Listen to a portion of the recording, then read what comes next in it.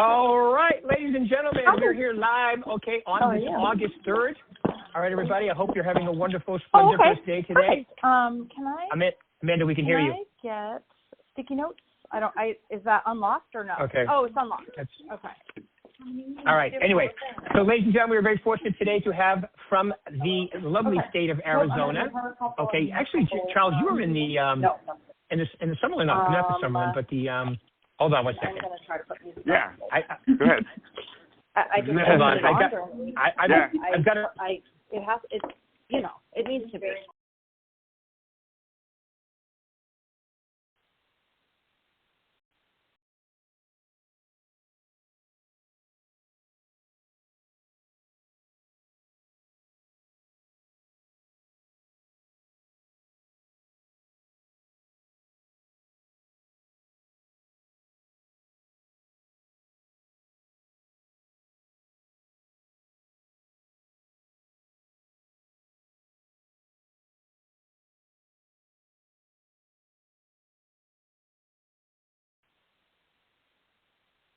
Charles, can you hear me?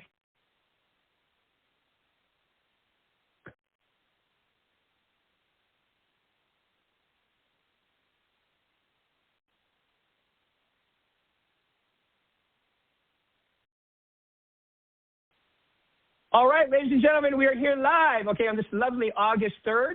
All right, we are here with Mr. Charles Lowry from the lovely state of Arizona. Charles, take a second and introduce these lovely people, please.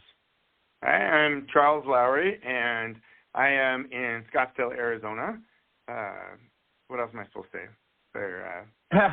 How long you been in the business? How long have I been in business? All that? Yeah. Yes. So I've been a realtor since 1997. So this is my 29th year, and I'm a third-generation realtor.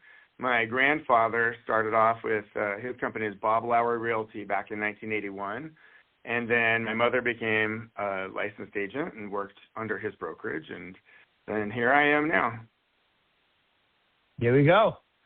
All right, cool. All right, my man. And you've been having some really good years in the business, haven't you? Like especially last year, the year before, you've been really doing well. Give them a little idea of how you do this and all that good stuff. So really, it's just my personality. You know, the nice thing about real estate, everybody can find their way to match their own personality. But because I'm so extroverted and I cling to relationships, working by referral has been the best thing for me. And so it's funny, people that I sold new homes to in 1997, I'm still friends with them, and I've helped them buy and sell multiple homes since then. So, once I've got a solid relationship, I don't let go of it very easily.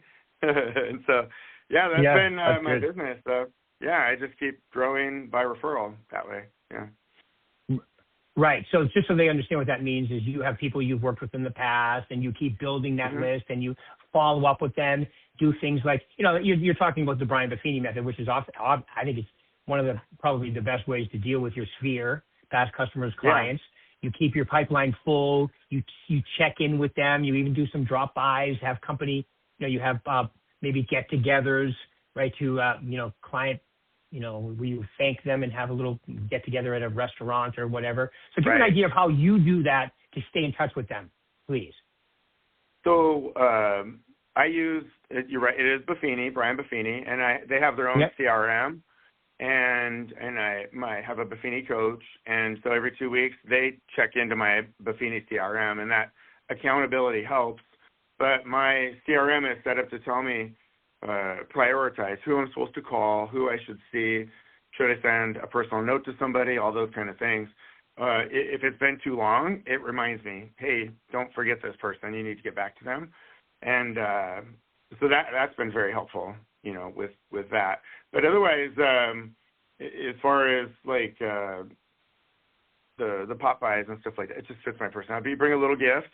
My summer gift was a koozie, those little foamy things for a can. And I learned that you can mail a koozie, like I do, a 8.5 by 11 piece of paper, regular letter paper, make a nice little thing, a flyer, fold it in half with a koozie in the middle, put it in the appropriately sized envelope, and then Envelope.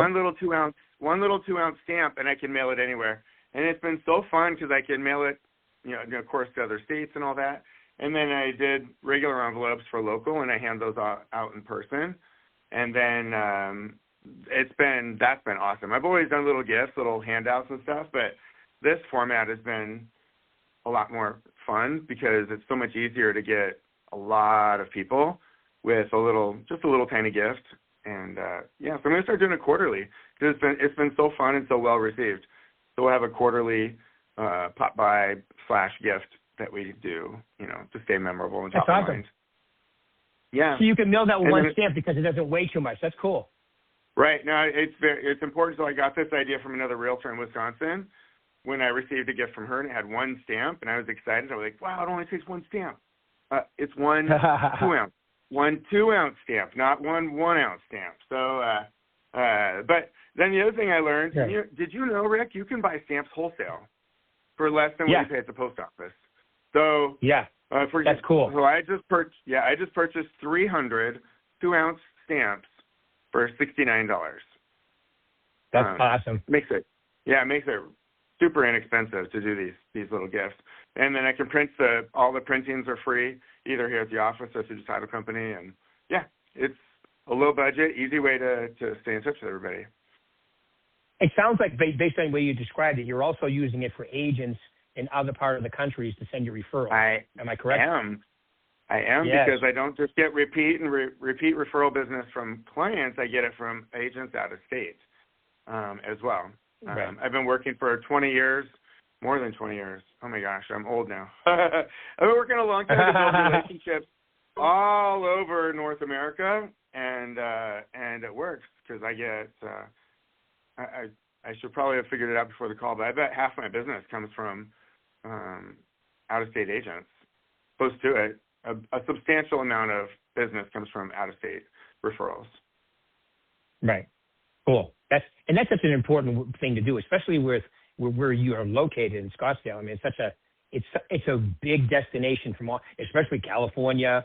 Right. all the West Coast. I mean, it's such a great place. And the other thing I think to mention, which is important, is that you make a lot of connections with other agents at your events with Brian Buffini, correct? Oh yeah, and Berkshire.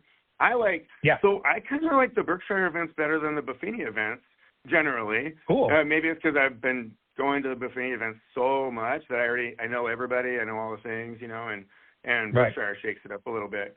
But it's the same thing works within the Berkshire conventions as well.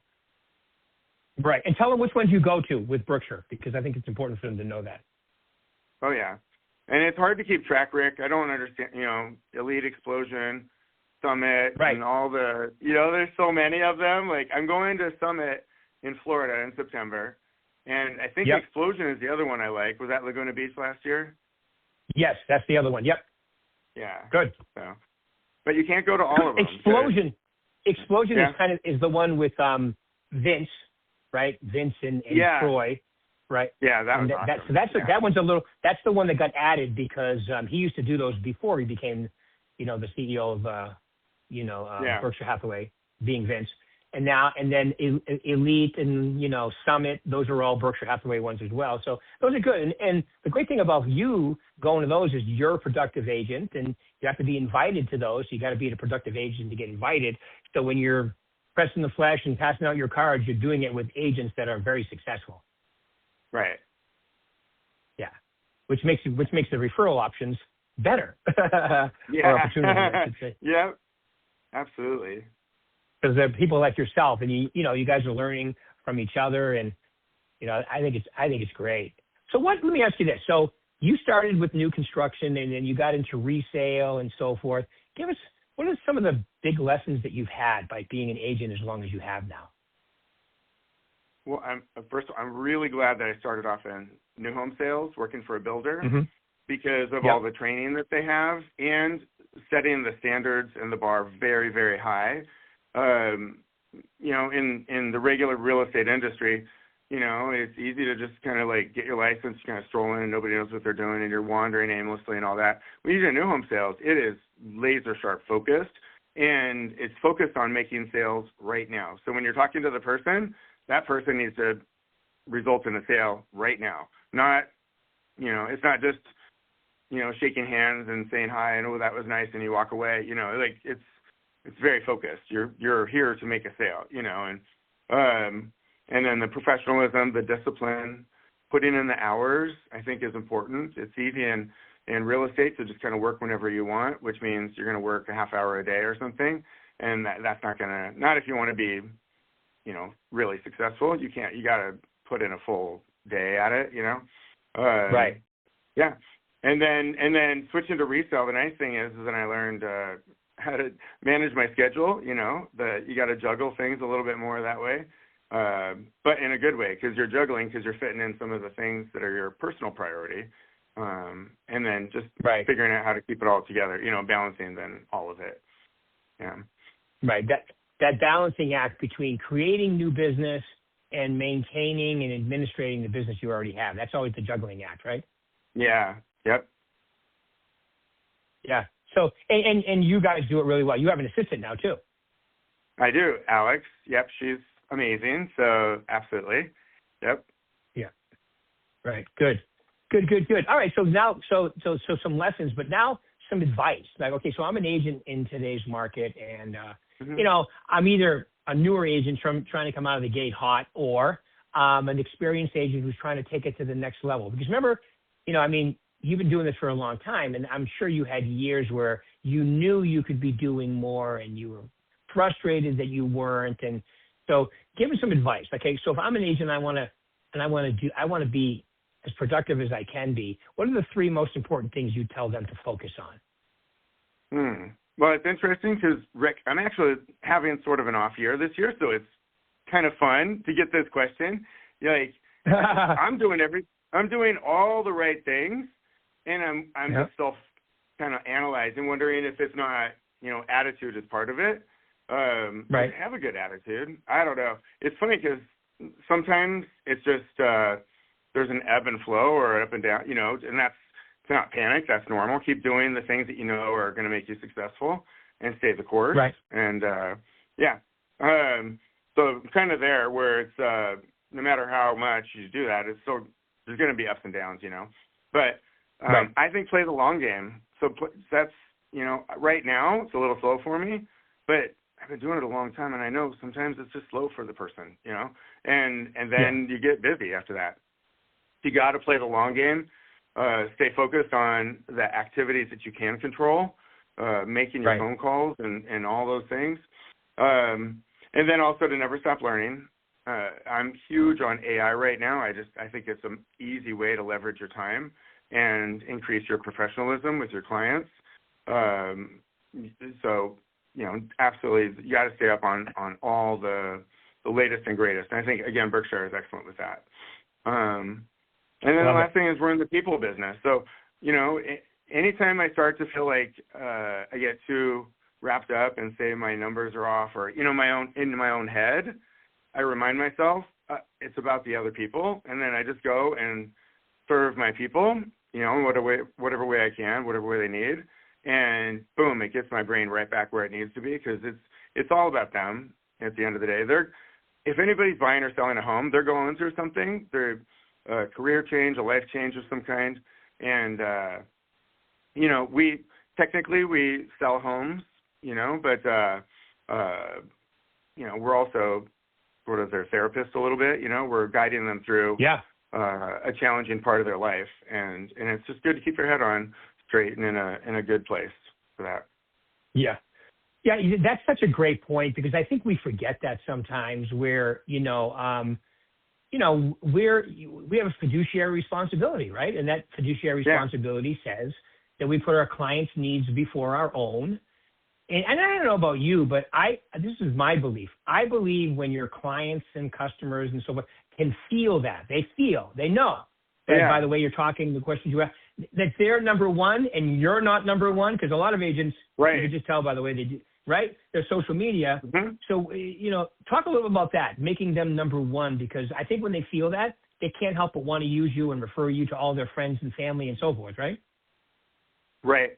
And again, that goes back to the Buffini system. it's early on in my Buffini journey, I felt a little self-conscious about it because it felt formulaic. It felt like it could be insincere, just following the subscribed path, and doing these little checkbox items, But now I know it's more than that. That system is what helps you to meet your people where they are, to help you stay in touch and all that. And it's, I love it. Now I'm used to it. And these little reminders, hey, Mary needs you to stop by and give her a little gift or something, I appreciate that so much. Yeah.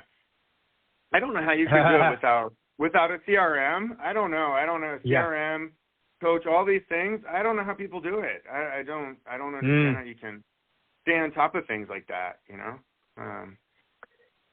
Well, we have, like you said, we have so many tools today. We have AI, we have CRMs that they can be our brain, remind us. Look at Charles. I've been doing this a little longer than you. It's my 41st year in real estate. Wow. My first CRM was a 1 through 31 accordion file. Wow. That's how long I've been doing this. Yeah. Yep. A tickler file. Yeah. Right. So like I could have, like a 1 through 31 accordion. There could be 30 pages in the number one, which means, call them back the first of the month, and one could be for this month and the other one could be for like October.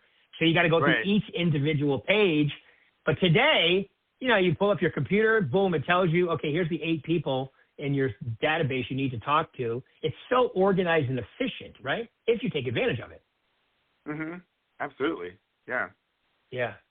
Yeah. And then you have AI. You can have AI writing you just give it a couple little prompts and it's going to write, really good advertisements about your properties and so forth. It's but you got to make sure you read the whole thing because sometimes it gets a little crazy, but most of the time it's right on.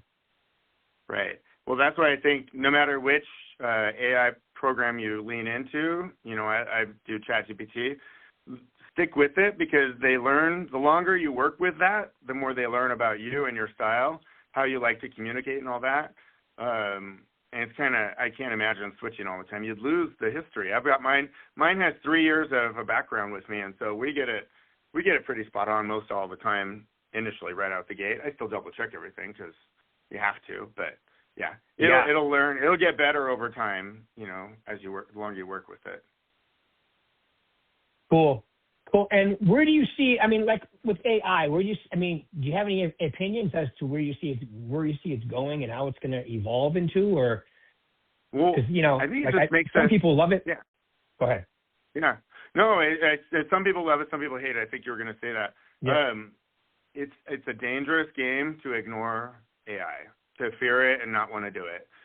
Because what AI does, it makes, when you send a professional photographer out and they take pictures, AI helps him to get it done faster and more impressive, maybe throw in some special effects somewhere along the way, videos, whatever, that maybe they couldn't have done before because it makes everything go faster, more efficient, and the final product is a higher quality.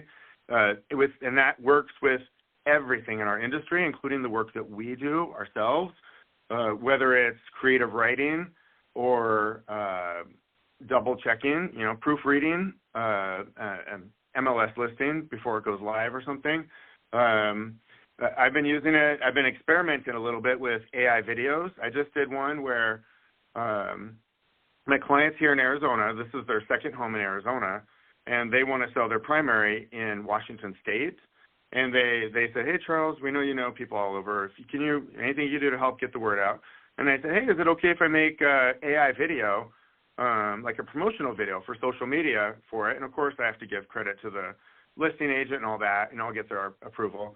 And they said, yeah, sure. So using just the photos from the listing and then talking to my clients, what's their favorite things about the house, I made a really slick social media type marketing video to promote their property. Yeah.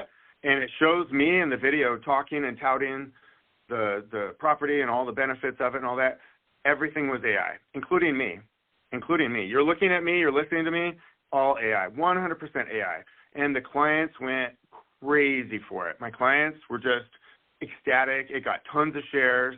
It's in Spokane, and the Spokane Chamber of Commerce picked it up, and it was pretty cool, and it was all AI, 100% all AI. Wow, and that's pretty crazy. So my next one is going to be Hawaii, because now I'm like, this is so fun. So I talked to one of my friends in Hawaii who's an agent there. She gave me a property that should be gorgeous, and so I'll do that one. And then I think I'm going to do Chicago after that, and maybe make it like a once-a-month thing where I'm touting, a listing that's in another state just with through my referral network, Super fun. It's really fun. Yeah. That is awesome. Yeah, and maybe you do it like what'd you say, once a month, and you just pick a different state every time, right? Just keep walking it around. Yeah, I feel like I just did Washington State. I get a bunch from Washington State, but I just did one, so I should, move it around a little. Maybe do a Florida one. New York. It'd be cool to do a New York City one. Danielle Dowell in Chicago. I know the name. Yeah. Anyway, her team always has extraordinary things, and they love me, so I'm sure they'll give me something awesome. So I'll do one of their really cool ones. Yeah. Yeah, and Chicago, New York. I would even say Minnesota. Definitely Florida. These are all states that go back in between. A lot of people from New York, Minnesota, and Chicago, Illinois, are moving to the Scottsdale area too. So those would be really good states to do that in, for sure. Absolutely. Yeah. I mean, it seems like a third of the people I talk to in your area used to live in Chicago. That's like the number one. It's a lot of people from Chicago, right? Yeah. Yeah. If you look at the history of the Phoenix area, it's really Chicago that built Phoenix and Scottsdale. Right. So many things like McCormick Ranch, all this stuff around here, it's all from Chicago. The Chicago wealthy families that expanded and came out here. Yeah. Yeah. And it's such a great area, too. The Scottsdale, North Scottsdale, that whole area, I call it the new Orange County because, wealthy people are moving there. Let's put it that way. The cars, the houses, what you see, the golf courses, everything is excellent, in great shape. I mean, July and August are a little hot, but the rest of it, when you have 10 incredible months, even the winter months are incredible there as far as if you're an outdoor, tennis, golf, whatever. I mean, it's really a great place to live. Right. Absolutely. Okay, so what do you think? Just here's a great question for you, and thank you for those three. Those are awesome, and I'm sure people got a lot out of this call today. But is there one thing you think they should know that maybe they're not thinking? Like, I want to be a great agent, and is there something maybe that you think they should know as far as that may not be that obvious? Anything that sticks out when I ask you that question? Yeah, absolutely. So for me, it's just been, my thing forever, which is under promise and over deliver. There you go. Is the expectations. I feel like expectations for realtors are pretty high already, and you can promise that you'll do great work for them. But I would much rather they have good surprises than bad surprises. So I'm always a little bit cautious. I guess that could bite me sometimes, I'm just careful. I don't know. Like maybe that's a bad thing. You might be able to coach me away from it, but I want to over-deliver. I want to exceed their expectations as much as I possibly can. Mm-hmm. That's awesome. Yeah, and I would say one of the things today too is, and I know that you don't do this, but there are agents out there that'll just tell the seller, "Oh, we can start at any price," and then you have to reduce the price, 5, 6, 7 times, and so that's one thing right there that I think is big in today's market is when you say under promise and over deliver. I think the price is a big part of that, right? Absolutely. I will if the people are being really stubborn, I can say to them, look, the market will tell us quickly if it's too high or not. If you're not getting showings, it's the price. It just is, period. And then we gotta be ready to drop it fast, get in line with where the data's at, The market tells you where you need to be pretty quick. And that's not even a real estate agent kind of thing. It just is what it is, so. Right. Yep. Yeah. Okay, good. Yeah, good. I mean, I think all that is so important because, once again, we have a fiduciary responsibility. To me, I was going to say lazy. It's lazy to go in and just start at any price, because what ends up happening is you end up getting them less money than if they started at a better price, because the days on market devalues the property. People start saying what's wrong. And then you get to the right price. And by the time you get to the right price, now you have to give them a better price. So, and I think a lot of sellers do not understand that. I know agents do. So if you're not telling them that, you're just being lazy. And what it's really doing is you're violating your fiduciary responsibility, which to me is huge. Okay. So, all right, cool. All right. Anything I didn't ask you want to share with them, Charles?